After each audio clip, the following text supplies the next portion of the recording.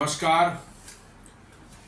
प्लांटेक्स पर आपका स्वागत है और हमेशा की आपसे निवेदन है प्लांटेक्स को सब्सक्राइब करें, बेल आइकन जरूर दबाएं, हमारे वीडियोस को लाइक करें और फ्रेंड्स और फैमिली के साथ शेयर करना भी बिल्कुल नहीं भूलें।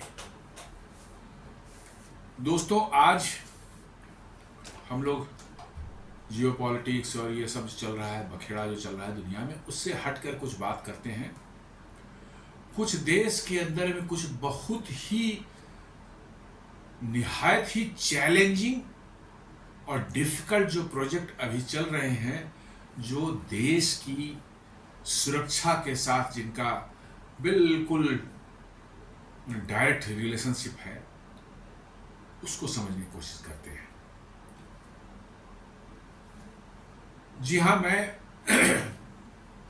बात करना चाहता था कुछ जम्मू एंड कश्मीर और लद्दाख के बिल्कुल दुरूह और डिफ़िकल्ट इलाकों में हमारे जो फौजी, एयरफोर्स, आर्मी और इन सबों को का जो मतलब कि जो है डिप्लॉयमेंट है रिमोट एरियाज में, लेह से 200 किलोमीटर, 250 किलोमीटर, 300 किलोमीटर दूर जो है बिल्कुल लाइन ऑफ एक्चुअल कंट्रोल के अलोंग जो है, जहाँ टेम्परेचर -30 से -35 डिग्री तक रहती है, करीब साल के 4 से 5 महीने या 6 महीने तक जो है, उस एरियाज में जो इंफ्रास्ट्रक्चर डेवलपमेंट का काम पिछले 10-12 सालों में हुआ है, वो अपने आप में अभूतपूर्व है।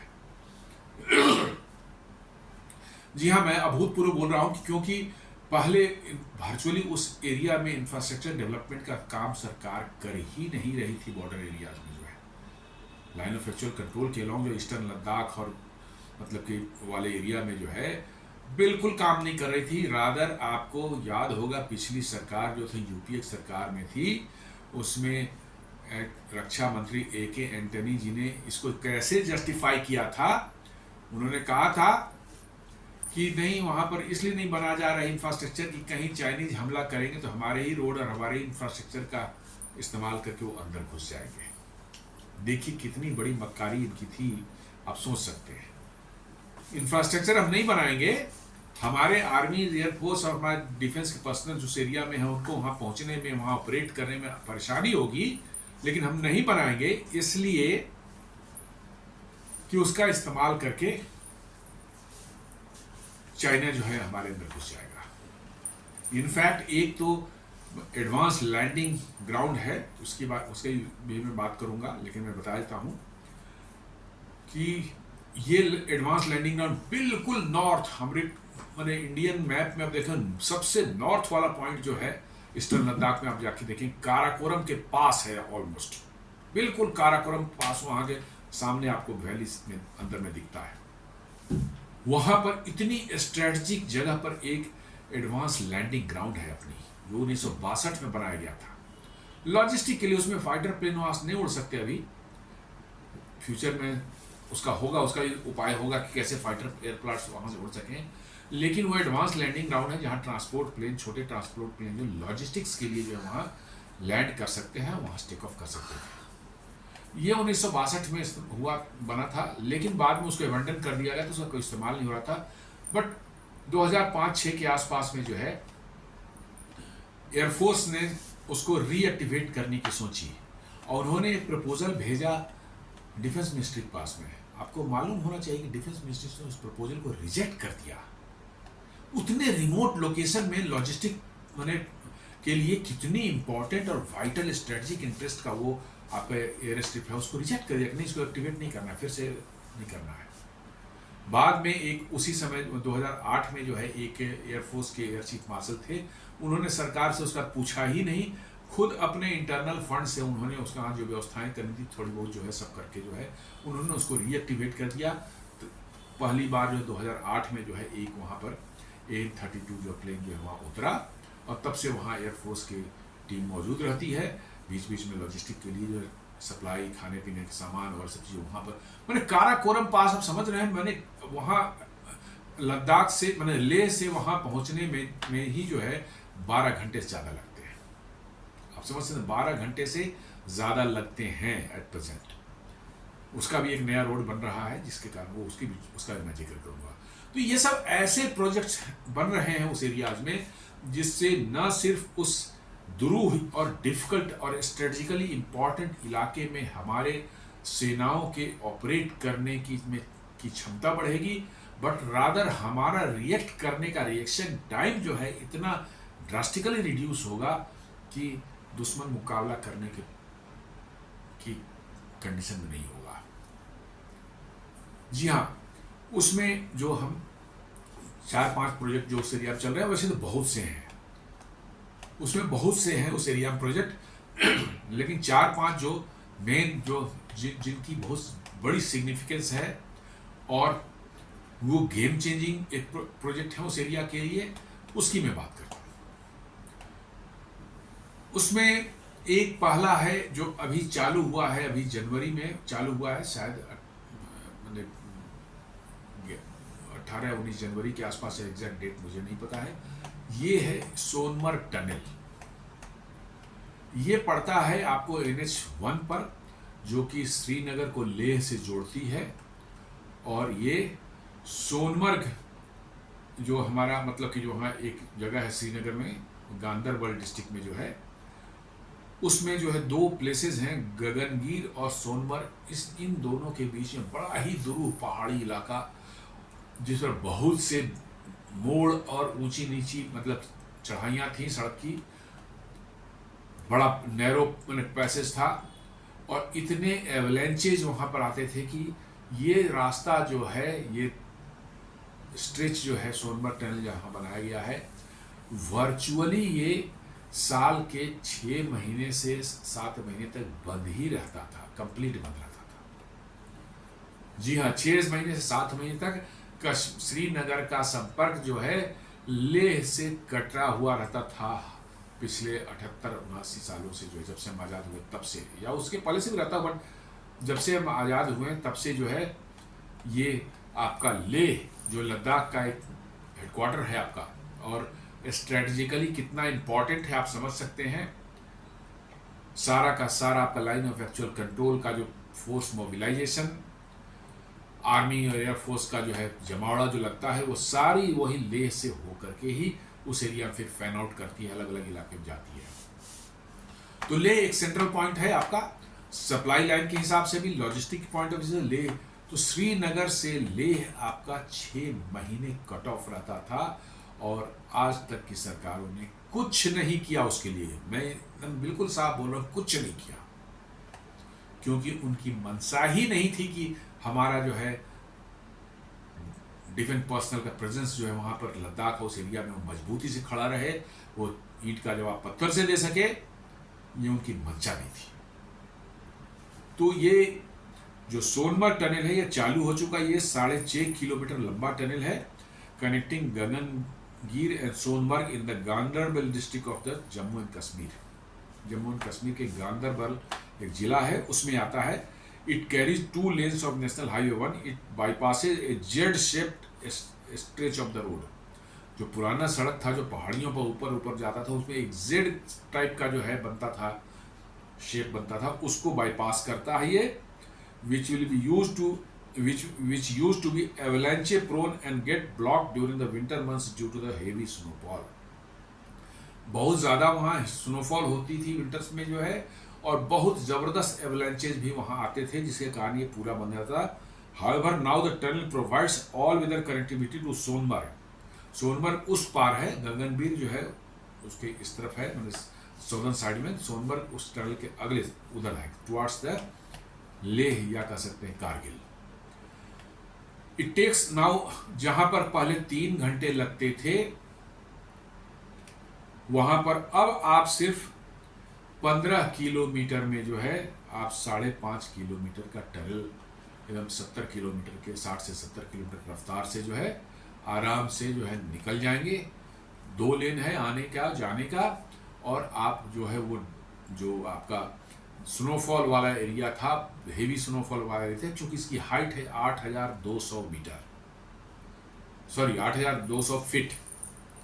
8,200 फीट बहुत ऊंचा होता है, और ये साल के 6 महीने बर्फ से बंद रहता था। एवलांचेज से बहुत ज़्यादा वहाँ कैजुअलिटी भी हुई, बहुत ज़्यादा बार जो है वहाँ गाड़ियाँ वाड़ियाँ दब गई उसमें। तो ये बड़ा ही डेंजरस एक था।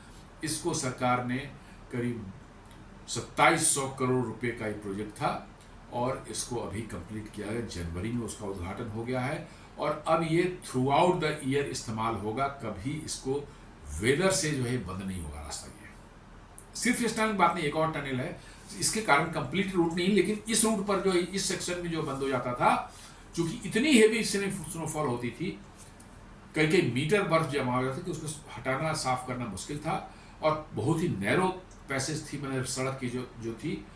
अब उसको बाईपास करके फर्स्ट क्लास जो है 2 लेन का सड़क बना दिया गया है और ये आप 3 घंटे जिसको बिताते थे आप उसको क्रॉस करने में जो है, वहाँ पर अब मात्र आप 15 मिनट में जो है इस पार से उस पार चले जाएंगे। ये जैसा मैं बताया स्टार्ट होता है गगनगिर है और दूसरी तरफ है सोनमर्ग है। सोनमर्ग बहुत एक फेमस टूरिस्ट स्पॉट भी है जहाँ पर अब जाना लोगों के लिए बहुत आसान हो जाएगा। हालांकि पहलगाम घटना के बाद तो अब ये सब बातें कहनी थोड़ी सी मतलब कि जो है अटपटी लगती है, but Sonmarg is a very famous tourist spot और वहाँ पर टूरिस्ट यदि जाना चाहें तो अब इस टनल का इस्तेमाल करके आसानी से पहुँच सकते। जहाँ उस सेक्शन को पार करने में उनको 3 घंटे लगते थे और हमेशा डर बना रहता था कि कब एवलेंची आ जाए, कब कोई क्या हो जाएगा। अब उससे मुक्ति मिल गई है, आप आराम से वहाँ पहुँच सकते हैं। ये 2015 में इसमें काम शुरू हुआ था और 2025 में जो है, चूँकि बहुत डिफिकल्ट सेक्शन था, इसमें टाइम लगना था, इसको जो है कंप्लीट करिए। 13 जनवरी को ये स्टार्ट हो गया और इसको बनाया है national highway infrastructure development corporation limited जो है उसने जो है बनाया है, उसको ऑपरेटिंग भी करता है। ये बहुत ही कहें कि स्ट्रेटजिक पॉइंट, टूरिस्ट तो छोड़ दीजिए, बट लेह जाना जो आर्मी और मोस्टली जो इस रोड का इस्तेमाल जो है आपके डिफेंस पर्सनल ज़्यादा करते हैं, सिविलियंस भी करते हैं, नो प्रॉब्लम। सिविलियंस भी जो है बसें जाती हैं श्रीनगर से कारगिल जो है हो जाती हैं, और लेकिन इसका ज़्यादातर इस्तेमाल जो है करती है हमारे डिफेंस फोर्सेज, जो आर्मी एयरफोर्स के लोग जो हैं जो जाते हैं लेह और वहाँ से फर्दर आउट जो आते हैं उनकी डिप्लॉयमेंट होती है, बड़ी हेवी डिप्लॉयमेंट, हज़ारों की संख्या में जाते हैं। तो ये बहुत बड़ा हर्डल उनके लिए था, जिसको कि इस प्रोजेक्ट के कंप्लीट होने के बाद से जो है ये एक मुक्ति मिल गई। और हमारे जो डिफेंस की लॉजिस्टिक्स है और हमारे पर्सनल्स हैं, इनका जो है मूवमेंट लेह तक जो है इससे बहुत आसान हो गया है। सोचिए 3 घंटे के बदले में आप 15 मिनट में उसको क्रॉस कर रहे हैं। वैसा ही उससे इससे भी खतरनाक एक और इलाका, उससे तो इस टनल जहां इसे थोड़ा ही सा आगे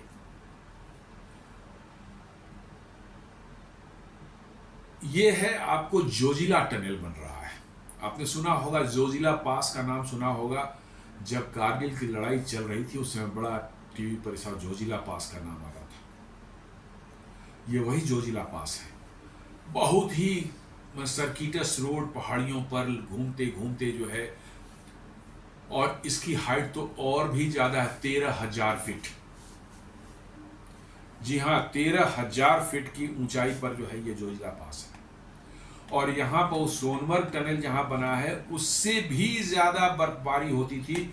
यहाँ लोग बताते हैं 6 मीटर 8 मीटर इवन 10 मीटर तक बर्फ गिर जाती थी और सड़क कंप्लीट ब्लॉक हो जाता था। और ये साल के 6 से 7 महीने पूरी तरह से ब्लॉक रहता था, पूरी तरह से। ये इलाका जोजिला पास मतलब कि इतनी नैरो थी और इतने एक्सीडेंट्स होते थे उसमें कि मतलब कि जो गाड़ियाँ नीचे गिर जाती थी, खाई में गिर गई तो कितने लोग मर गए, कितने हमारे सैनिक मारे गए इसमें, क्योंकि अक्सर वहाँ ये चीज़ होते रहती थी बिकॉज ऑफ द वो इतना डेंजरस स्ट्रेच था वो।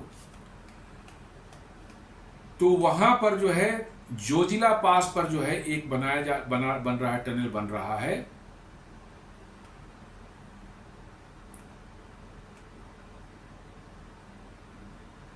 ये जोजिला पास का टनल जो है करीब 12,000 फीट की ऊंचाई पर है। 12,000 फीट बहुत ऊंचा होता है, बहुत ऊंचा, ज्यादा ऊंचाई। यहाँ पर पूरे साल जो है माइनस में टेम्परेचर रातों में रहती है। ये है Zojila pass the between Sonamarg in Ganderbal district of Jammu and Kashmir and Dras in Kargil district. मतलब कि इसका एक एंड जो है सोनमर्ग है, जहां पर इसके पहले वाला जो टनल की बात करते हैं वो खत्म होता है, उसके थोड़ी ही देर बाद ये शुरू हो जाता है, सोनमर्ग है। और दूसरी तरफ जो है द्रास है, जो कि कारगिल जिले में पड़ता है।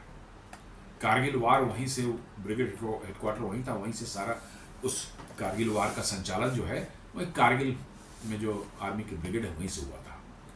तो ये जो है 14.2 किलोमीटर लॉन्ग है, टनल है, और एशिया में ये सबसे लंबा रोड टनल है। जी हाँ, एशिया का सबसे लंबा रोड टनल है, और ये 9.5 मीटर वाइड है और 7.57 मीटर हाई है, 14.2 किलोमीटर लॉन्ग, और ये 2 लेन की सड़क है, टनल है ये। और इसमें जो है 70 किलोमीटर के रफ्तार से जो गाड़ियां चल सकती है। Together with the adjacent Z more tunnel, जो पहला वाला टनल बताया था उसको जेड मोर टनल भी बोलते हैं, क्योंकि उसमें जेड शेप से पुरानी जो सड़क थी वो जेड शेप में थी ऊपर पहाड़ों के ऊपर से, उसको जेड मोर टनल बोलते हैं। और ये जो अभी बना है ये 14.2 किलोमीटर का जोजिला पास टनल, ये दोनों जो है जियो स्ट्रेटेजिकली इंपॉर्टेंट टनल हैं NH1 पर। मतलब यहां पर भी उस जोजिला पास को क्रॉस करने में 4 से 5 घंटे लग जाते थे, और अब वहां पर आप 15 से 20 मिनट में 120 से 25 मिनट में पहुंच जाएंगे, इस पास से उस पार 20 मिनट में। सोच लीजिए, जहां 4 to 5 आवर्स लगते थे और बीच में कहाँ अटक गए, हो सकता है 10 घंटे भी लग जाते थे, और वहां पर जो है आप 15 से 20 मिनट में उसको क्रॉस कर जा रहे हैं 14.2 किलोमीटर टनल से जो है।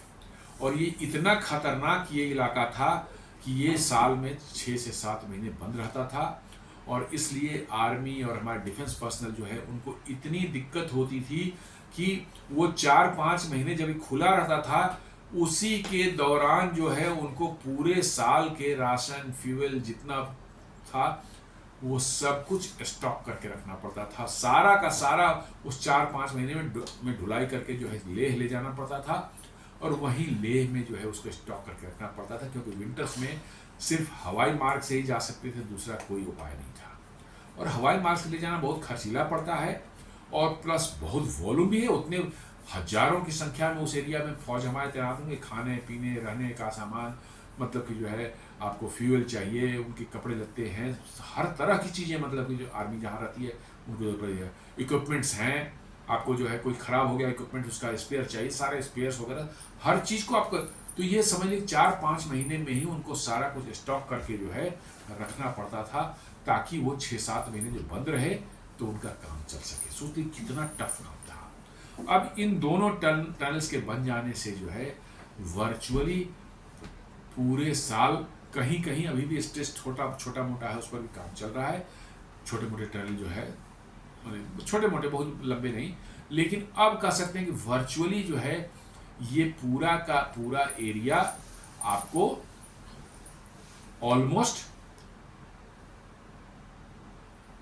राउंड द ईयर जो है वो सड़क जो खुली रहेगी अप टू लेह तक। सोचिए कितना बड़ा काम हुआ है, और कितनी बड़ी मतलब कि जो है उपलब्धि है इस देश के लिए, और मतलब कि जो है हमारे इंजीनियर्स और जो लोग उसमें काम कर रहे हैं उनके लिए जो है कि उन्होंने इतना चैलेंजिंग टास्क जो है मतलब इसको पूरा किया। ये है करीब करीब 6,700 करोड़ का प्रोजेक्ट है, 6,700 करोड़ का ये प्रोजेक्ट है, 6,800 करोड़ आगे बोलिए, 6,800 करोड़ का प्रोजेक्ट है। और ये जो है आपको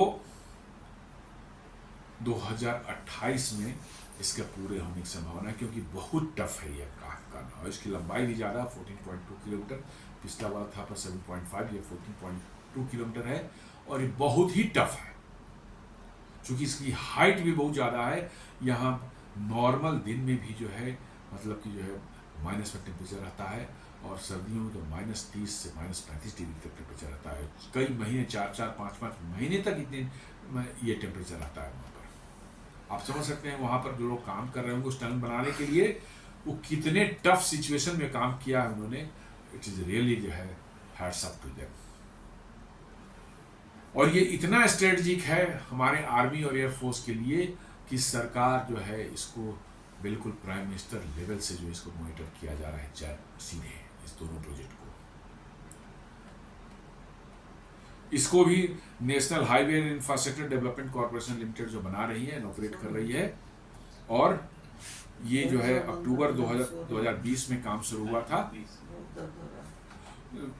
अक्टूबर 2020 में काम हुआ था, और ये 2028 में उम्मीद है कि कंप्लीट हो जाएगा। जिस तरह से काम चल रहा है उस हिसाब से जो लगता है कि 2028 में कंप्लीट हो जाएगा। और ये देश की सुरक्षा के लिए मोस्ट वाइटल, मतलब कि ये लिंक है Srinagar Kargil link, most vital, yes मैं बोलता हूँ ये मोस्ट वाइटल लिंक है।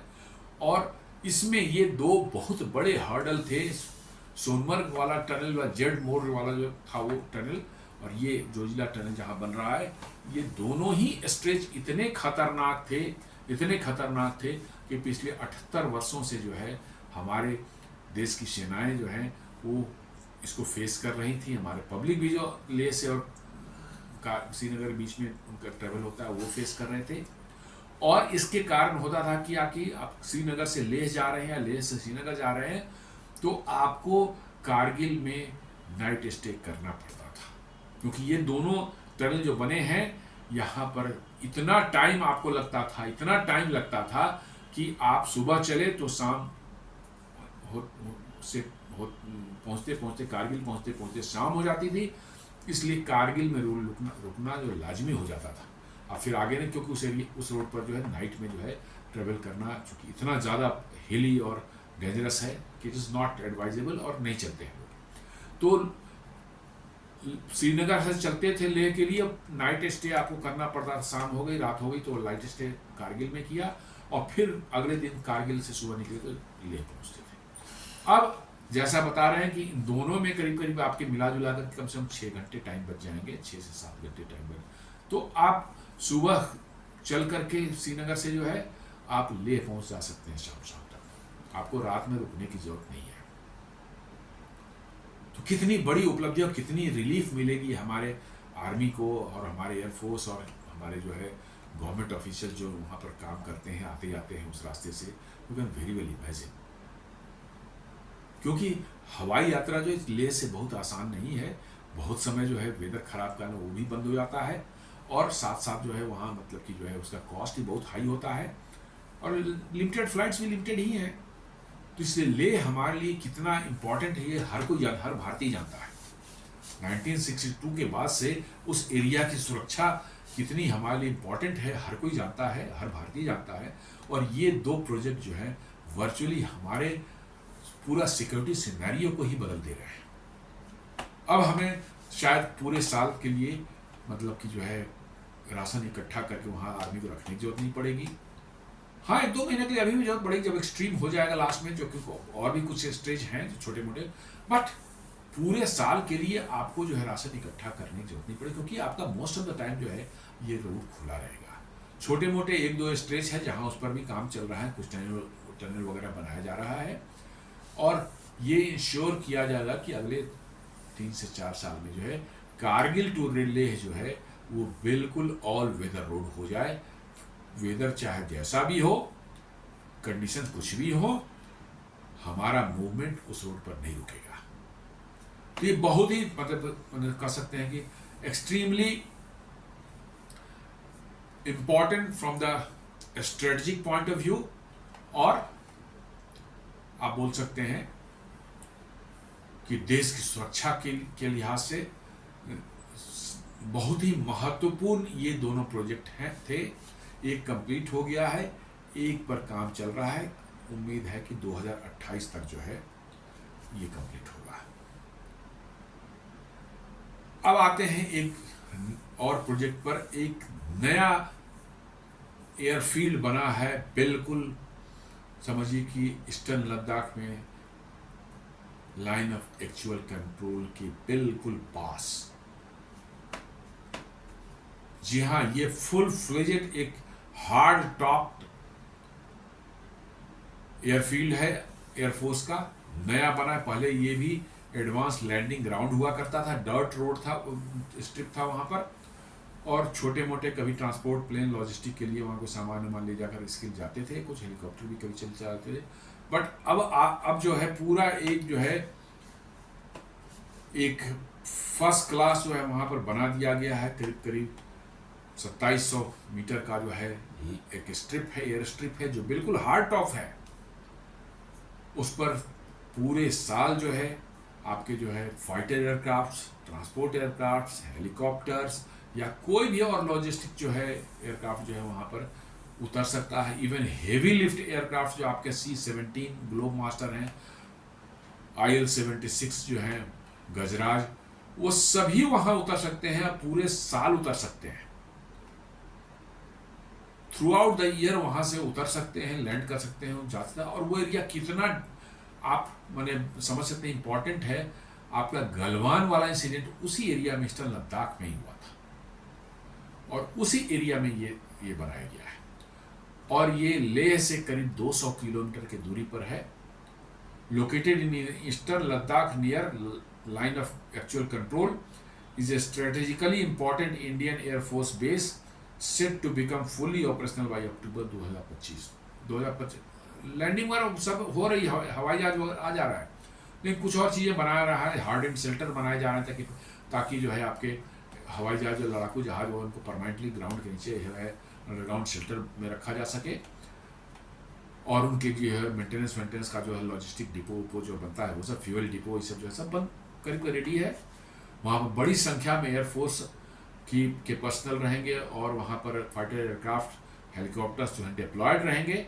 जहाँ पहले कुछ नहीं होता था, खाली एक कच्चा जो है स्ट्रिप था, उस पर कभी आ गया, अदरवाइज ऐसे एबंडन रहता था।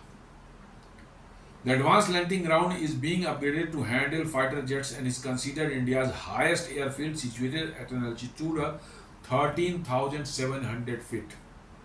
सोच लीजिए 13,700 फीट के ऊपर में आपका एक फुल फ्लेजेड जो है एयरफील्ड तैयार हो गया है, जहां से आप बड़े बड़े एयरक्राफ्ट, दुनिया में सबसे बड़े एयरक्राफ्ट जो हैं वो भी वहां उतर सकते हैं विदाउट एनी डिफिकल्टी। जो एक बड़े एयरबेस पर जो है सुविधाएं होती हैं वो सारी सुविधाएं वहां पर है। और आपको जानकर आश्चर्य होगा कि ये लाइन ऑफ एक्चुअल कंट्रोल से सिर्फ 35 किलोमीटर दूर है। जी हाँ, सिर्फ 35 किलोमीटर दूर है। कोई एयरक्राफ्ट उड़े, फाइटर एयरक्राफ्ट उड़े, तो मुझे लगता है कि उसको 5 मिनट भी नहीं लगेंगे लाइन ऑफ कंट्रोल पहुंचने में। सोच लीजिए कितनी इंपॉर्टेंस और कितनी स्ट्रेटेजिकली माने स्ट्रेटेजिक वैल्यू होगी इस एयरफील्ड की, आप समझ सकते हैं। इसलिए बहुत बड़ी तैयारी चल रही है। It will become one of the biggest airport in that area, माने एयरबेस इन दैट एरिया।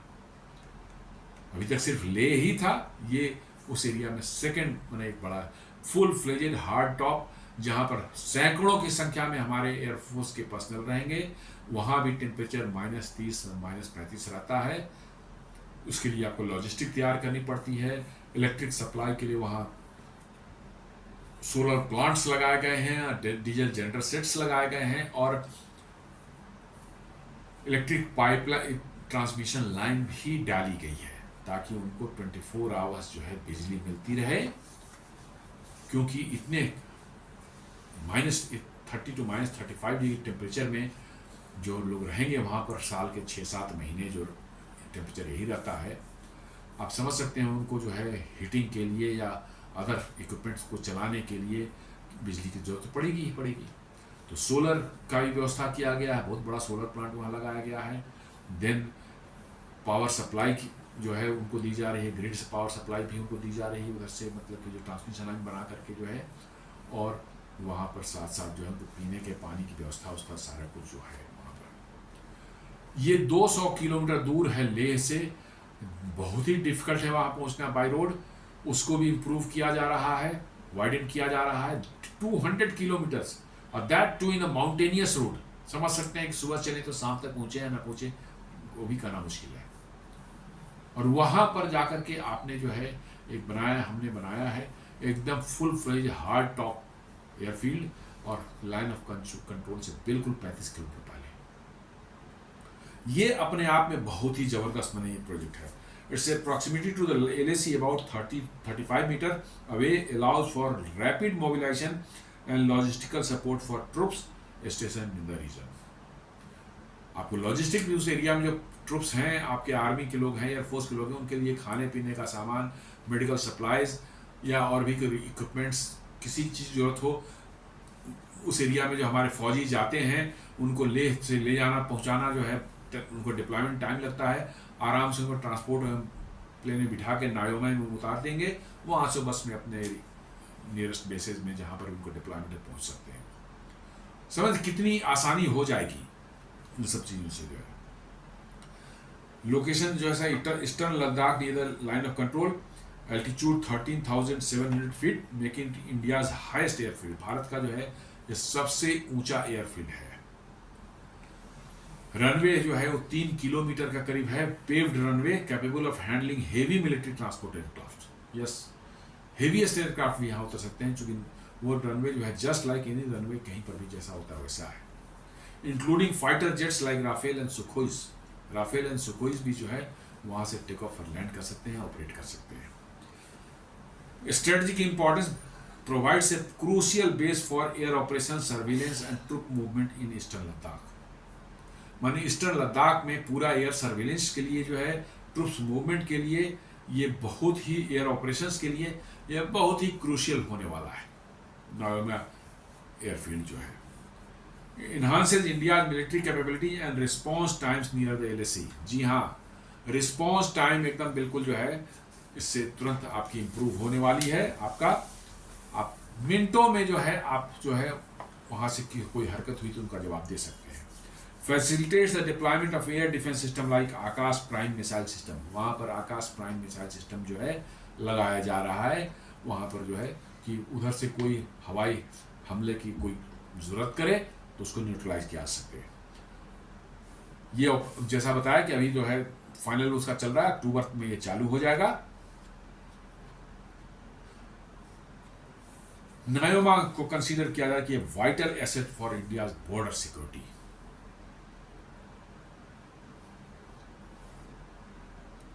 ये पूरा का पूरा जो एयरफील्ड बनाने का काम किया है, आपको बॉर्डर रोड ऑर्गेनाइजेशन ने किया है इसको 13,700 फीट की हाइट पर, और 3 किलोमीटर करीब लंबा है। और इसमें जो है अपग्रेड में खर्च जो किया गया है, इसको 230 करोड़ रुपए खर्च किए गए इसको बनाने में। रनवे की जो चौड़ाई है करीब 46 मीटर की विड्थ है and is fully ready. Allied infrastructure including air traffic control complex, hangar, crash bay, watch towers, accommodation and the likes is also more or less complete। मतलब ये सारी व्यवस्थाएं करीब करीब कंप्लीट हुई। इसका जस्ट कहिए कि फॉर्मल एक फंक्शनल ऑलरेडी हो चुका है, सिर्फ फॉर्मल डिक्लेरेशन नहीं हुआ है। शायद थोड़ी मोड़ी कोई फाइनल जो है फॉर्मेलिटी करके जो है अक्टूबर में इसको डिक्लेयर कर दिया, ऑपरेशनल कर दिया। नायोमा will prove crucial as a forward staging ground for troops deployed in the region and transporting supplies quickly to them। The airfield will also be available for fighter operations by early 2026 through high altitude, though high altitude will be a limiting factor, much like what Chinese Air Force faces across LAC। ये कह रहे हैं कि बहुत ही vital होगा ये हमारे logistics और ट्रुप्स डिप्लॉयमेंट के लिए जो है, और साथ साथ फाइटर ऑपरेशंस भी वहाँ से होंगे। ऑल्दो हाइट के कारण जो आप फाइटर वहाँ से इस्तेमाल करेंगे उनकी थोड़ी लिमिटेशन हो जाए, परफॉर्मेंस लिमिट, वो फुल पेलोड लेके नहीं उड़ सकते। तो यही स्थिति चाइना वालों की भी है, अक्रॉस द LAC जो उनका है, वहाँ पर भी वो फुल पेलोड लेके नहीं उड़ सकते। हम तो फिर भी जो है अम्बाला एयरबेस से, चाहे चंडीगढ़ एयरबेस से, चाहे आदमपुर एयरबेस से उड़ सकते हैं और आधे घंटे पौन घंटे पहुँच सकते हैं LAC पर।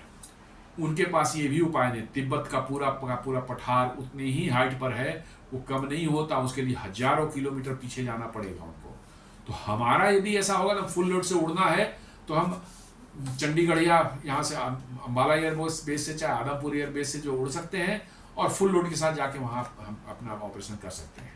हाँ, नायोमा से उड़ेंगे तो हमको भी लोड जो पेलोड है कम पेलोड के साथ उड़ना पड़ेगा। तो ये उन्हीं के साथ भी वही समस्या है।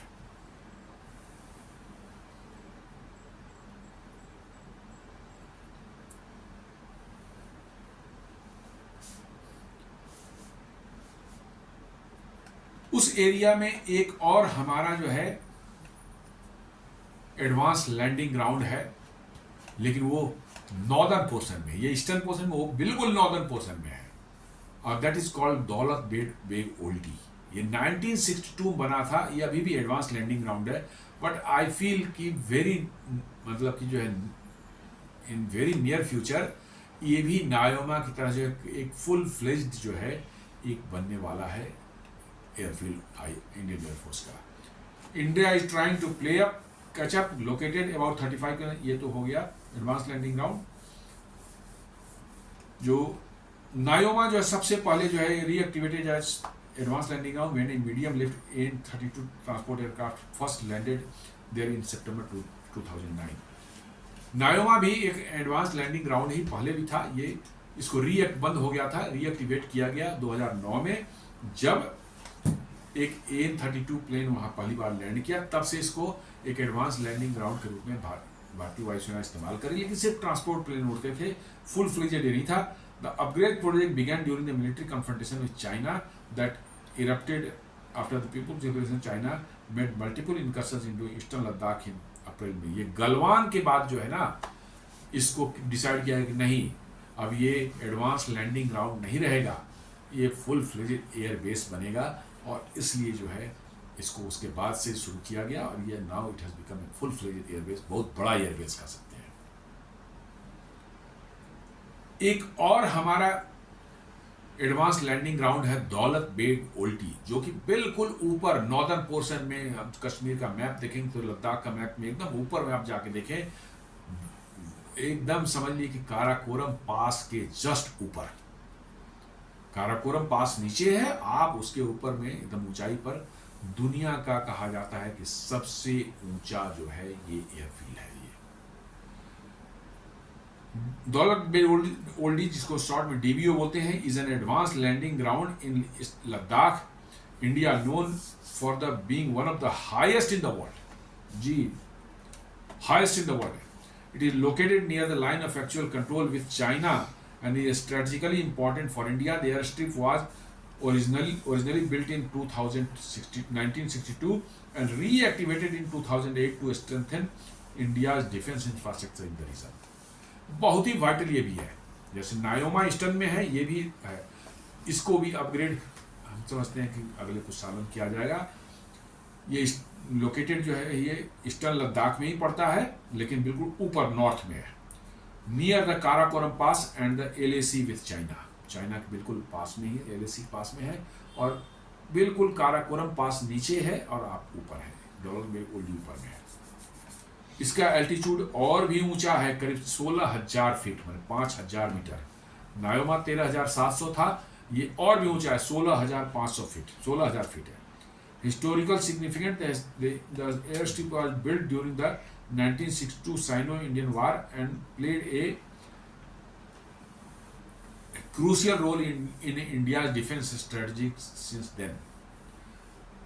DBO is a vital point for India's northernmost defense, and it is situated near the old Silk Route, वही काराकोरम पास जो बता रहे हैं, वही old Silk Route उसी बोलते हैं, making it a sensitive area along the LAC. Reactivation 2008 में इसको reactivate किया गया। Accessibility, it can be reached from Leh via Changla or from Nubra Valley or Pangong Lake. काफ़ी डिफिकल्ट है, 10-12 घंटे की जर्नी यहाँ से होती है। उसके लिए रोड बन रहा है, अगला हम उसी का डिस्कशन करेंगे, वो रोड भी कैसे बन रहा है। The airfield can handle aircraft like AN-32 and C-130J Hercules. अभी यही एयरक्राफ्ट वहाँ उतर सकते हैं, AN-32 या C-130J हरक्यूलिस, ये ऑलरेडी कई बार उतर चुके हैं। C-17 ग्लोब मास्टर नहीं उतर सकता वहाँ पे, तो उसके लिए प्रॉपर रनवे चाहिए, हार्ड टॉप रनवे चाहिए। वो बहुत बड़ा एयरक्राफ्ट है, 70 टन तो लोड उठाता है, तो पूरे एयरक्राफ्ट का लोड आप समझ सकते हैं 200 टन से कम नहीं होगा। इसलिए जो है मेरा मानना है कि वेरी सून ये आपको उससे भी, नायोमा से भी ज़्यादा स्ट्रेटेजिक लोकेशन पर ही प्रेजेंट, बिल्कुल मतलब कि जो है काराकोरम पास के बिल्कुल ऊपर में है। अब इसको कनेक्ट करेंगे, दौलत बेग ओल्डी जो मैं बता रहा हूं कि ये बहुत दूर है, माने काफी रिमोट है, और अभी जो है लेह से उसकी कनेक्टिविटी के लिए जो है एक दारबुक श्योक दौलत बेग ओल्डी जो है, इसको शॉर्ट में DSDBO रोड बोलते हैं, ये बनाया जा रहा है 255 किलोमीटर लंबा। दारबुक जो है लेह से थोड़ी दूरी पर, करीब 30-40 किलोमीटर दूर पर जो एक जगह है दारबुक, वहां से एक रोड बन रही है 255, जो सीधे दौलत बेग ओल्डी जाएगी। और ये 255 किलो का रोड जो है बिल्कुल 255 किलोमीटर का रोड जो है बिल्कुल एकदम 2 वे पेव्ड रोड होगा। और उसके साथ साथ जो है उसके डेप्सांग प्लेन्स जो हैं, जहां पर स्टैंड ऑफ हुआ था इनके साथ में जो है चाइनीज ट्रूप्स के साथ में, उसी के बगल से गुजरता है, सामने से गुजरता है ये रोड। तो यही बता रहा कि it is strategically important for India as it runs parallel to the line of control. वही डेप्सांग प्लेन जिसको बोल रहे हैं उसके एकदम बिल्कुल बगल से पैरेलल गुजरता है with China, and provides access to the northern most Indian military post in Ladakh. सबसे नॉर्दर्न मोस्ट मिलिट्री पोस्ट है, उसको ये जोड़ता है। The road construction took almost 2 decades and includes 37 prefabricated military type truss bridges, enabling it to be passable in all weather conditions। ये बताया जा रहा है कि all weather conditions में आप ये रोड काम करेगा। और इसकी स्ट्रेटजिक इंपॉर्टेंस है जहाँ DSDBO road is crucial for troop and material movement to the forward post near the LAC, particularly in the Galwan Valley and the Depsang Plains। Yes, उधर ही घटना हुई थी, डेप्सांग प्लेन और गलवान वैली उधर ही है। गलवान वैली में जो हुई थी चाइना से झड़प, वो उसी एरिया में है। And Depsang plains it also provides access to the Karakoram pass and the DBO air strip. जी हाँ, यदि किसी समय ऐसा है कि काराकोरम पास पर आपको हमला करना हो, मैं जस्ट एक हाइपोथेटिकल क्वेश्चन कर रहा हूँ कि बिकॉज काराकोरम पास जो है वो वही पास जो है चाइना और पाकिस्तान को जोड़ता है, उसी काराकोरम पास से ही निकलता है। उसी से जो है तिब्बत को जो है जिनजियांग प्रोविंस जो है चाइना का जो है, तिब्बत को उसी से काराकोरम पास के ही थ्रू जोड़ते हैं। आप इसको कट ऑफ करना चाहें कभी, जस्ट एक हाइपोथेटिकल क्वेश्चन है, तो आपको उस केस में दौलत बेग ओल्डी जो है आपका जबरदस्त काम करेगा, क्योंकि आप उसके जस्ट ऊपर में ही, वो नीचे है आप ऊपर है। The road was constructed by Indian Border Road Organization and involved significant engineering challenges due to the high altitude and harsh terrain। बहुत ही डिफिकल्ट टेरेन है, जहाँ टेम्परेचर -30 -35 डिग्री रहती है साल के 6 से 8 महीने तक जो है, वहाँ पर BRO ने काम कर दिया। रियली मतलब कि चैलेंजिंग जॉब, और वाकई उनके करेज को जो है सैल्यूट करने की इच्छा होती है। The road is a key infrastructure project for India in the region and is considered a counter to China's infrastructure development along the LAC। It allows a fast deployment of troops and equipment in the region। मतलब ये कह रहा है कि ये road जो है आपको चाइना ने जो इंफ्रास्ट्रक्चर अपने एरिया में उधर लाइन ऑफ LAC की उस पार जो बनाया है, उसका एक बहुत ज़बरदस्त काउंटर किया गया है भारत की तरफ से। और हमने भी टॉप क्लास के इंफ्रास्ट्रक्चर बनाए हैं, सड़कें बनाई हैं, एयर स्ट्रिप्स बनाए हैं, एयर बेसेस बनाए हैं, ब्रिजेस बनाए हैं, और अब हमारे ट्रूप्स जो है बड़ी तेज़ी के साथ में जो है उसके रिमोट एरिया में कहीं भी पहुंचने के काबिल हो गए हैं, जो कि पहले ऐसा नहीं था। ट्रूप्स को फास्टर डिप्लॉयमेंट करना हो, इक्विपमेंट्स को ले जाना हो, इक्विपमेंट्स आपके गन्स हैं, अदर मेटेरियल जनरेटर्स हैं, मतलब कि जो है राइफल्स हो गए, सबको तो कोई ले जाना पड़ता है, ट्रक से जो है ले जाना पड़ता है। फ्यूल आपका है, ये सारी चीज़ें कैसे जाएंगी, इसी सबसे जाती है। तो ये रोड बन जाने से जो है पूरे के पूरे एरिया में, सोचिए 255-250 किलोमीटर का रोड जो है, और उसमें पूरे के पूरे एरिया में दूसरा कोई इसको इस्तेमाल नहीं करता उस एरिया में, शायद ही कोई इस्तेमाल कर, पूरा का पूरा एरिया जो है अब हमारा डिफेंस पर्सनल उन्हीं के लिए बनाया गया है।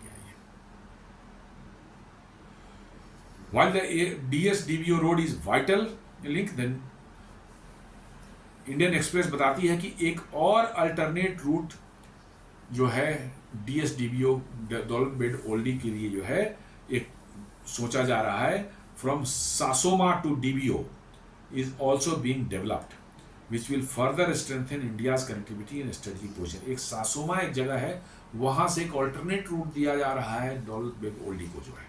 समझ सकते कितनी इंपॉर्टेंट जगह है वो। मैं तो कह रहा हूं कि उस रीजन में सबसे इंपॉर्टेंट जगह जो काराकोरम पास को आप चाहें तो ब्लॉक कर सकते हैं, तो सबसे इंपॉर्टेंट है, इसलिए उसको एक ऑल्टरनेट रास्ता है। सासोमा को एक जगह है लद्दाख में, वहां से दिया जा रहा है। तो ये भी मैंने एक्सट्रीम समझ ली कि ये प्रोजेक्ट्स पांचों जो मैंने डिस्कस किए ये एक्सट्रीम मतलब कि इनकी स्ट्रेटजी की इंपॉर्टेंस है, और इससे जो है उस पूरे एरिया में आपके आर्म फोर्सेस के ऑपरेशन को इतना बड़ा बूस्ट मिलने वाला है जितना आज तक 78 साल में कभी नहीं हुआ था। जी हाँ, बिल्कुल सही कर सुन रहे हैं आप, इतना 78 साल में कभी नहीं हुआ था। Now our forces reaction time will be very very quick, और हमारी लॉजिस्टिक सप्लाई जो है बिल्कुल एकदम बिल्कुल टाइम पर और अपडेट जब चाहे तब हम कर सकते हैं। तो दोस्तों ये छोटा सा एक आज विश्लेषण मैंने किया, विश्लेषण नहीं कहे, कुछ जस्ट इन्फॉर्मेशन थी। हमारे कुछ स्ट्रेटेजिक प्रोजेक्ट जो हैं जो हमारे देश की सुरक्षा से रिलेटेड थे, उनको डिस्कस करने की मेरी इच्छा हुई तो मैंने डिस्कस किया। ये पांचों प्रोजेक्ट जो है जम्मू एंड कश्मीर और लद्दाख रीजन में चल रहे हैं, जहाँ जो हाईली सेंसिटिव है हमारे सिक्योरिटी पॉइंट ऑफ व्यू से जो है, और जो ये इंफ्रास्ट्रक्चर प्रोजेक्ट जो चल रहे हैं या हो चुके हैं, कंप्लीट हो चुके हैं, they are very very very vital for our arm forces and our country. तो उम्मीद करता हूँ वीडियो आप पसंद लाइक करेंगे, आप इसे लाइक करें, फ्रेंड्स एंड फैमिली के साथ शेयर करें, हमारे चैनल को सब्सक्राइब करें और बेल आइकन दबाना बिल्कुल नहीं भूलें। धन्यवाद।